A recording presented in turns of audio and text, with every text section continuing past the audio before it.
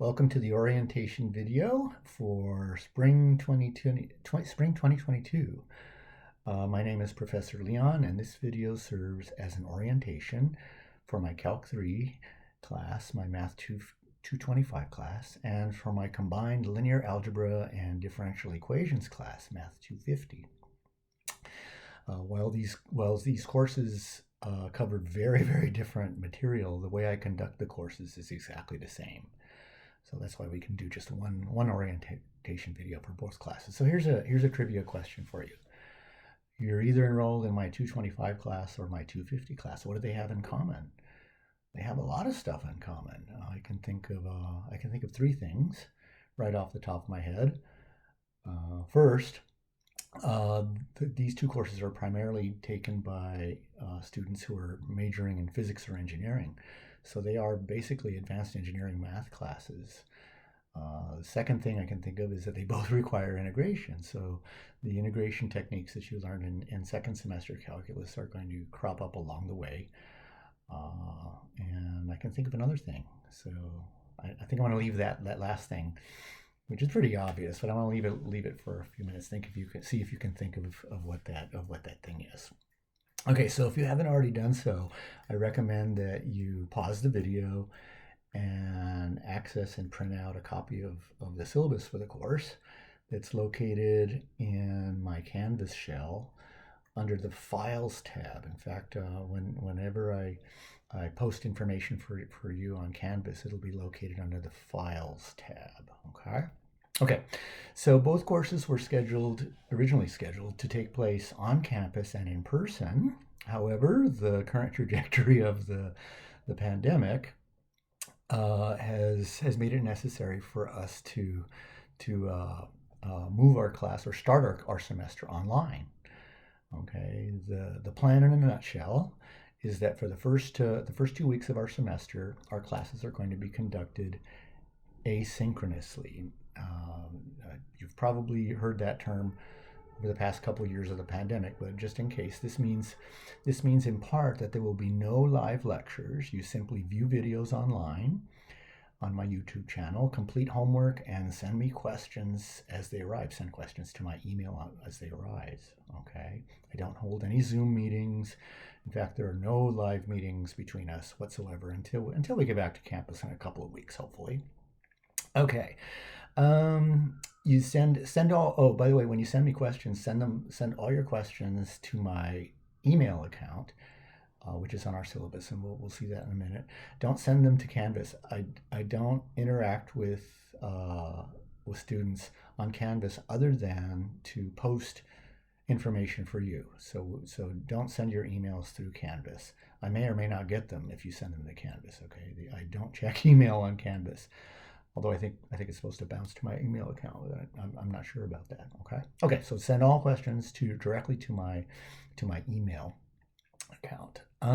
So for the first 2 weeks, there'll be no live real-time interaction between us at all. As I mentioned, lectures will be accessed on my YouTube account, and office hours, quote unquote, are to be virtual. Also, they're going to be in the form of communication between you and I through email. And feel free to email me anytime during the week. I do have set office hours. I'm required to by law, but you can send me email anytime during the weekend. If you've had me before, you know that I have no problem answering lots of questions via email, even for my in-person classes, and especially for everybody.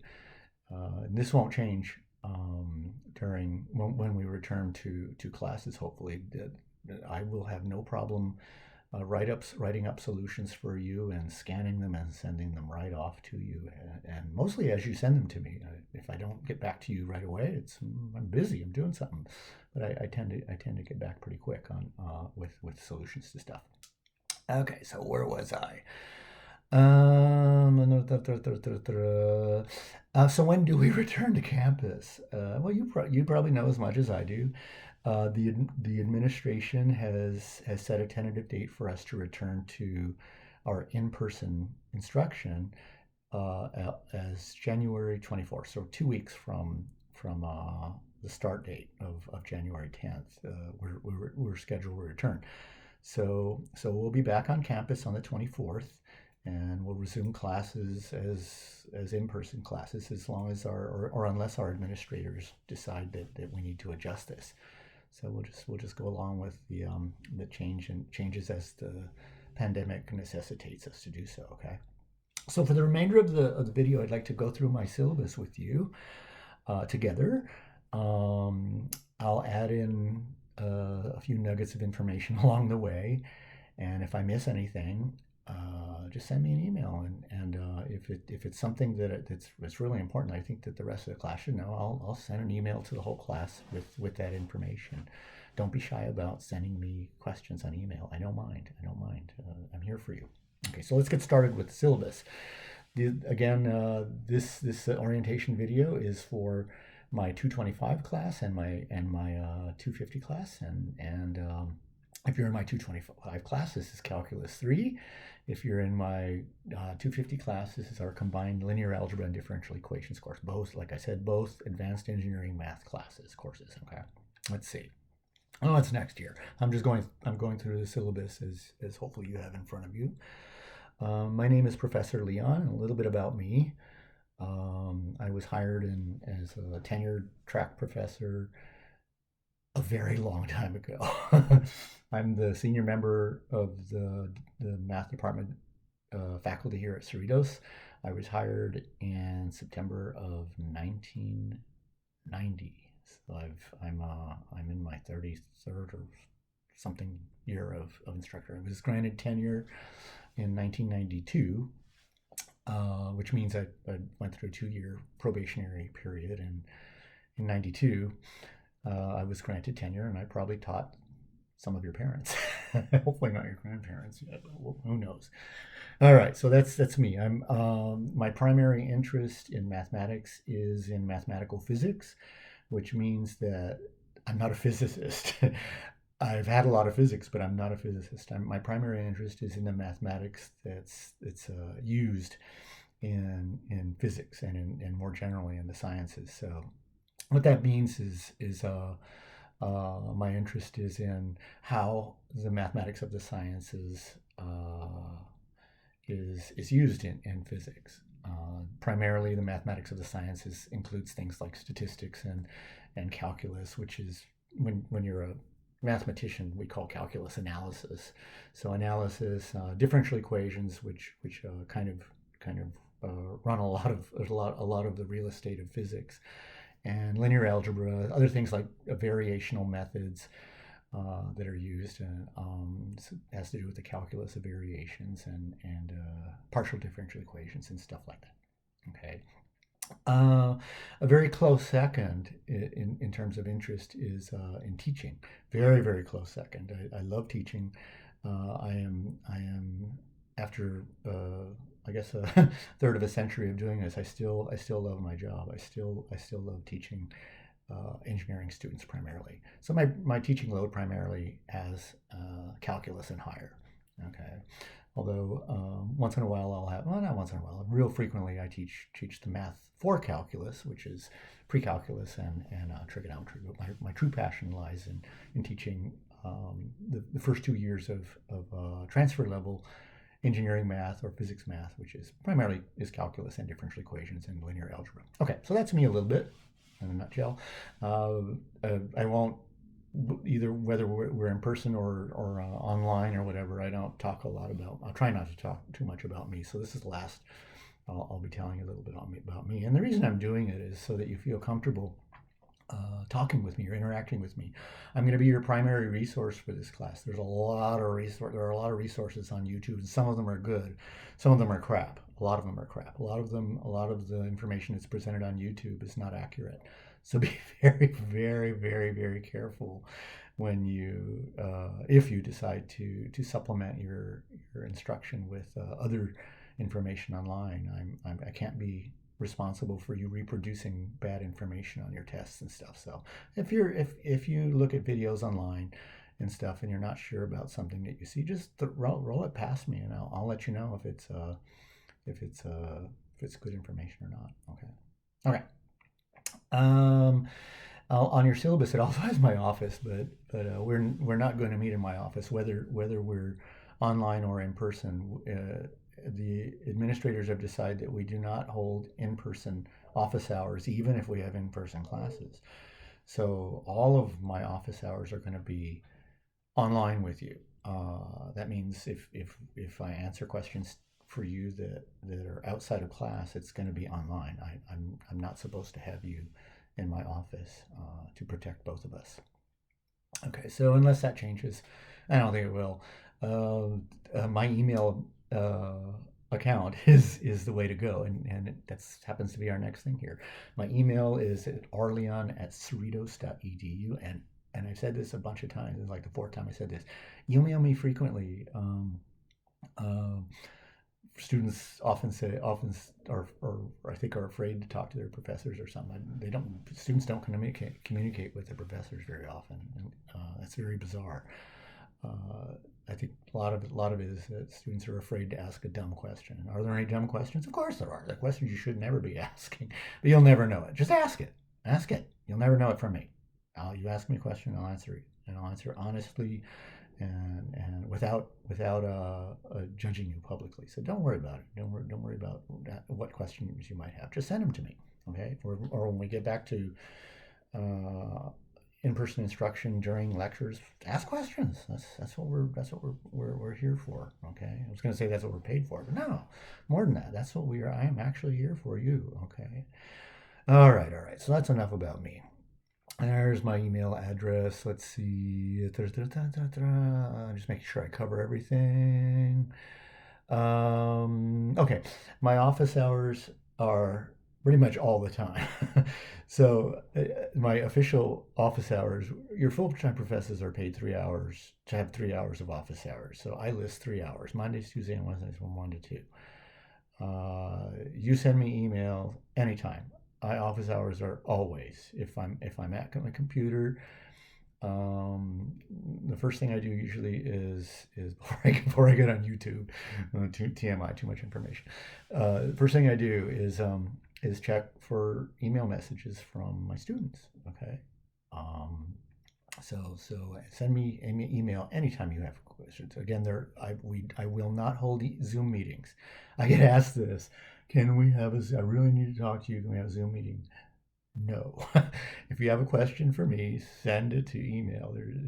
I'm not going to hold any live Zoom meetings at all. So it works out. At least it has for the past couple of years of this pandemic. So send me questions often. Okay. I think I mentioned when we're supposed to come back on the 24th. Yeah, I think I did that. So, that's enough of that. The text. Well, check out your individual syllabus. If you're taking calculus, this is you probably already have the textbook. It's the eighth edition of Stewart's. If you're taking the differential equations course, it's linear algebra and differential equations. First edition. I think there's only one edition of that one. By Peterson and Sochaki. I think that's how you pronounce your name. I've included the ISBN for the differential equations class. You can get the. I think I know I sent you an email before the class started with link to the bookstore. If you don't have to buy the book from the bookstore, but if you want some information about the book in terms of the ISBN numbers and stuff, it's on the book. It's on the website for the bookstore, so you can just click on that. And I'm not advocating that you purchase from the bookstore, but you should get your textbook ASAP. Real good. We start this course. Both courses are incredibly dense with material, and we get started right away. There is absolutely no time to wait. So, okay, when you're probably seeing this Monday morning, by tomorrow night, if possible, you should be starting your second lecture maybe or homework or whatever. Okay. I just said that. I realized that one of the classes is Monday, Wednesday, the other is Tuesday and Thursday. Basically, we need to get started right away. So, okay. What's next here? Text, graphing calculator. For both classes, a graphing calculator is required. In fact, the statement that you see on the syllabus is a graphing calculator statement that the entire math department voted to put in all our calculus classes and stuff. So all calculus courses, and including the non-calculus, the linear algebra and differential equations course, you'll need a graphing calculator. Not so much for the Calc 3 class. In fact, you won't need it in the Calc 3 class for very much, but for the differential equations course, you're gonna need it for a lot of the work with it that you're gonna do with matrices. Just real quick, a matrix is nothing more than a square of, or a rectangle of numbers. I'm really butchering the concept of a matrix, but matrices basically, they generalize vectors. So if you've had some physics, or if you already have Calc 3, they generalize kind of. No, they actually do. They do form this thing called a vector space. So they do generalize vectors and stuff.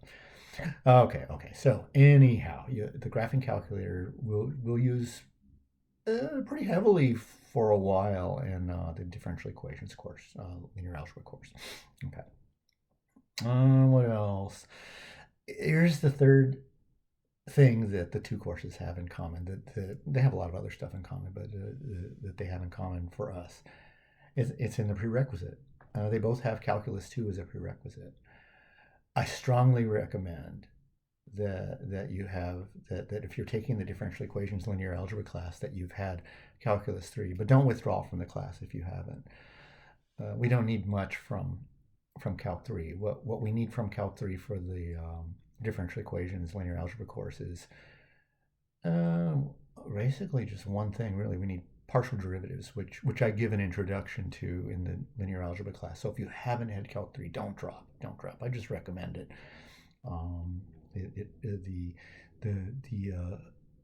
What would be nice also, if you've studied a little bit of in the linear algebra class, is vectors. So if you haven't, that's fine, really. So again, I don't want to scare anybody away.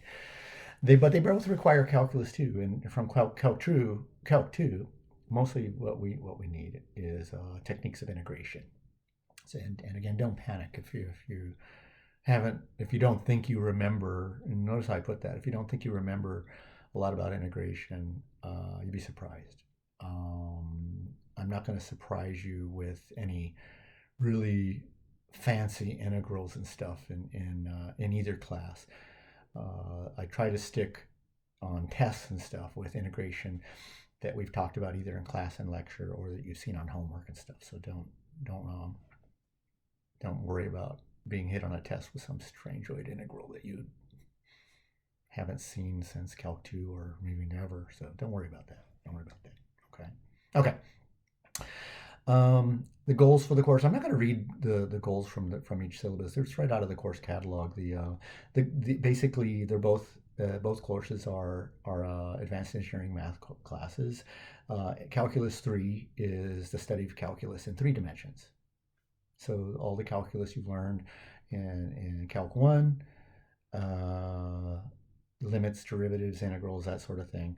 And again, I'm really not doing this, it's distilling it down very well, but it's a good kind of, in a nutshell, description of Calc 3. Calc 3 is calculus in 3D.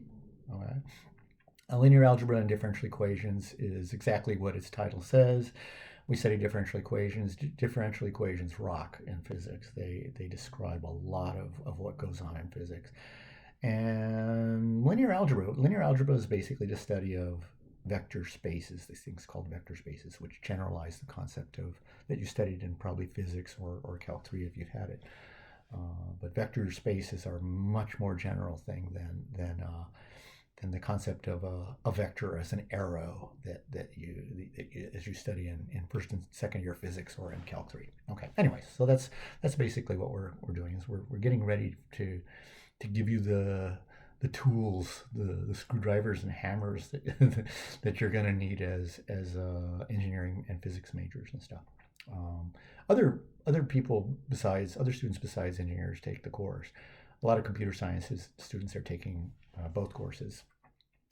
If you're a computer science or engineer or something other than engineering, just make sure that your transfer institution is going to give you credit for the course and stuff like that. Okay. Homework. I assign lots of it. You've got to do it. You absolutely must do it. If you've had me before, this is all the same spiel, and you know that it's absolutely true. You can't just start it. You got to finish the homework that I assign. My assessments, my exams and quizzes and stuff are very heavily linked to homework and lecture. Okay, and textbook too. You got to read your text, but primarily the tests are based on what we see in lecture and in homework and stuff. So your homework assignments are going to be posted on Canvas. I may have already posted it by the time you see this. Under the Files tab again, I do not collect homework, and I've got to repeat that a few times. No matter how many times I repeat it, students ask me, "When do we return homework?" You don't. Maybe see, I'll do this. I don't collect homework. You don't turn it in. You must do it. You must do it. It's not optional. You must. But I don't collect it. I think I collected it the first semester I taught back in 1990. And I decided then I'm never going to collect homework again. So I never did. If you have questions on homework and stuff, which is natural, what do? You ask me. When you send me an email, and be detailed about your question, as detailed as you feel comfortable being or doing. Just, if you have questions, say, you know what, send me an email saying, I don't know how to get this started. I don't, or can you do it for me? I don't mind. If you send me a list of 10 questions or something, I'll probably respond with, I would like you to scan those questions that you tried, and so I can see where you're going wrong, because I don't want to do your homework for you. I don't intend to do that. You don't learn that way. Even though it seems like a kind of a nice drug or whatever to have your homework done for you. No. You've got to spend hours and hours and hours on this stuff, both classes. Oh, which is another thing. That's why I recommend you don't take both classes simultaneously. You can. I've had students do it in the past. I've taught this course over and over, both courses over and over many times, and occasionally I'll have a student who will enroll in both and finish both. Usually not. Usually a student will. They require an intensely large amount of time each class. But I've had students complete both, and not many, not real often, but whatever. I don't know where I was going with that. Let's see. Okay, tests and quizzes. We'll have periodic quizzes. Probably not a lot of quizzes, but when I do give one, it's usually worth between 20 and 40 points. So there'll be periodic quizzes. There will definitely be 4 major exams. We'll have 4 major exams in each class and one final exam. Each of the quizzes is probably worth between 20 and 40 points. And the exams are worth 100 points, and the final's worth 200. And you can assume that your final exam is going to be comprehensive, cumulative. Comprehensive covers everything, unless you hear different from me. I may make an adjustment on that toward the end of the course. I may not. So just stay in communication with me. Okay. I don't give makeup exams or quizzes, so there's no need for you to ask for one, please. It's important that you learn to take. Unless you already have this discipline, to learn to take exams and quizzes when the professor gives them, and not on your clock. If you have a situation where you're not going to be able to take an exam on a particular date, then talk with me. If I may schedule the exam for you early, that's not a good idea. I've had students take exams early before the scheduled date, and almost never do students do well. Almost never. Why? Because if you take the exam early, you're probably going to be taking the exam before I've lectured on some of the materials. So you got to take the exam basically when I give it. All right. Okay. Let's see. Oh, cheating. I'm very severe with cheaters. It says I wrote that cheating is not tolerated at Cerritos College. whether she was college data or not, I don't tolerate it. I catch a student cheating, they get zero, and that's not the minimum option for me to give zero on an exam. If I can also, I have the option of expelling a student, and it's very easy. So, but definitely, minimum student will receive zero for whatever that was. It hasn't been an issue uh, in person. Online, it has been. In Calc 3, I think it was the spring, I had 21 students. I caught 21 students cheating together online. And they all got zero. A lot of them complained about it, and no, I didn't do it. And I constructed well, I don't want to tell you how I figured that out. Basically, I follow Chegg and Slater and all the other cheat sites. When you ask them for solutions, they're not talking with you privately.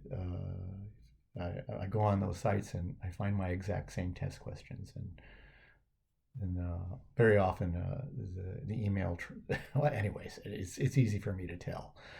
Oh, by the way, the answers provided on Chegg and Slater are just as often wrong. So it's not the answers aren't provided by people with qualifications. So whatever. Anyways, no, don't cheat. It's not worth it. I don't think I really need to talk too much about it. It hasn't been a problem within classes. When we get back in person, our room, if you've had classes last semester, our room is taped off in such a way that students can't. We have to social distance. Students can't sit next to each other, so cheating is almost impossible. Stuff. So whatever. Too much time spent talking about that. The grading that I have listed here, the scale for grading, is not entirely complete. It's honest. It's just not complete. Primarily, I grade standard grading 90 to 100 is A, 80 to 89 is a B, and so forth. But I'll occasionally I make adjustments based on my opinion of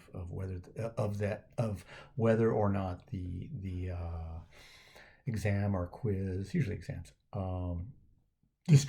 grade distributions really reflect my opinion of the caliber of the class and stuff like that, which basically means sometimes I make adjustments based on my perception that students are doing what I require as they do. You need to do what I ask you to do, and have it done when I'm when I say it needs to be done, which basically means tests and stuff. So, anyways, very often, I'll even let that out there. I make adjustments and stuff on that, on the grades. Instead of 90, and maybe be 89, 88 for an A or whatever. But I'll make that call. Okay. Let's go to the next page on both syllabi. Plural of syllabus is syllabi. Okay. So on the next page, on the second page, you see a lesson plan. And some of the things on the lesson plan are carved in granite, carved in stone. They're not going to change unless I have to, either because the institution says you have to, because we need to make adjustment with online or whatever. I shouldn't say or whatever. The things that are carved in granite, things I'm not going to change, are the exam dates. Basically, once a month we have a test for both classes, and they're both at the same. Both exams for both classes are scheduled at the same weeks.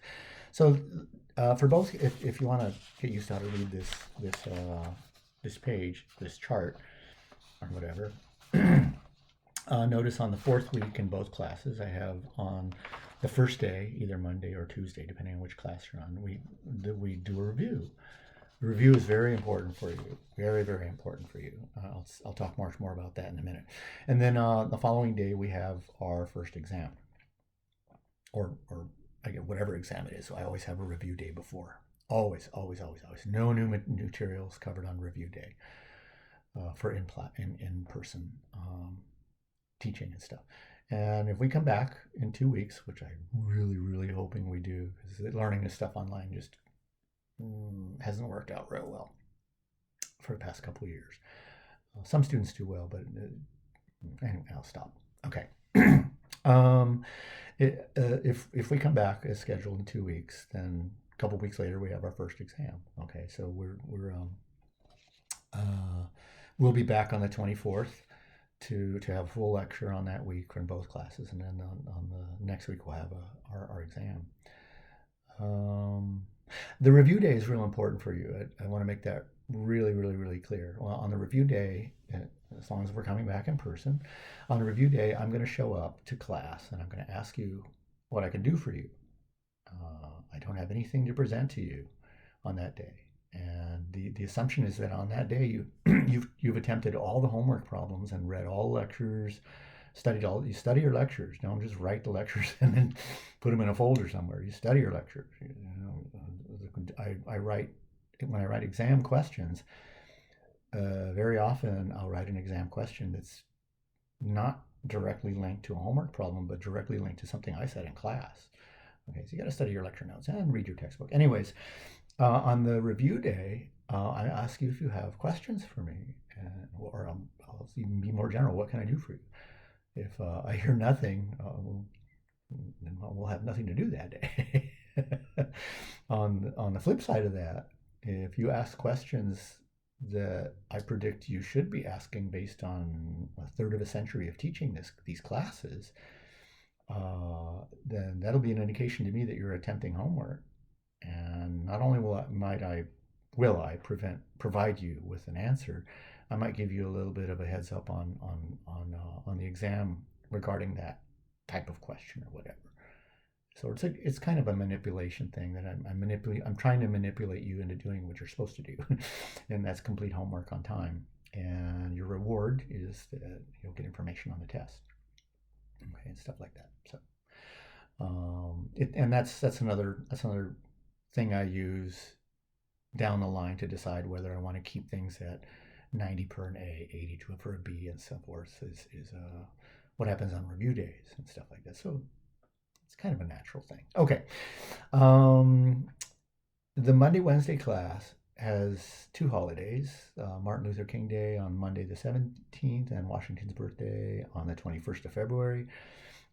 For the linear algebra course, differential equations course, the thing that's in common that way is spring break. We all get spring break on the week of starting the 14th. Okay. I don't think the Tuesday Thursday class has any other holiday. No, that's it. Although every day is a holiday with math. All right, I'm just joking. All right. On the final exam date, for final exams, your instructors have no choice in terms of when we're giving this. We have to give it on that day that's scheduled, and at a particular time. So for the Monday-Wednesday class, it's Monday, May 16th at 6 o'clock, and for the Tuesday-Thursday class, it's the Tuesday the 17th. Okay, and the day before that we review. All right. What you see at the bottom of the page on pages in both classes is a sample of what are called student learning outcomes. These are a sort of a sample. These ideas are a sample of what students are supposed to leave each class with. They're not complete. It's just a really, really small sample of what students should be able to do when they complete the courses and stuff. You can read through those if you like. And I think that's all I have for you for our orientation video. Thank you for enrolling. Thank you everybody for enrolling in both of my classes. I do this for you. I teach because I love teaching students. I love interacting with students. So please let me know if I can help you along the way in this course. The courses are extremely difficult, and we know that as instructors. So we're here to help you with as much as we possibly can. And don't be shy about asking questions. If it's something that I can't do for you, I'll let you know. But let me decide if it's something that I can't do for you. Most of the time, I'll give you whatever you need. Whatever you need. Okay. If you've had me before, you know this is true. I am here for you. Number one. Number two, paycheck's pretty good too.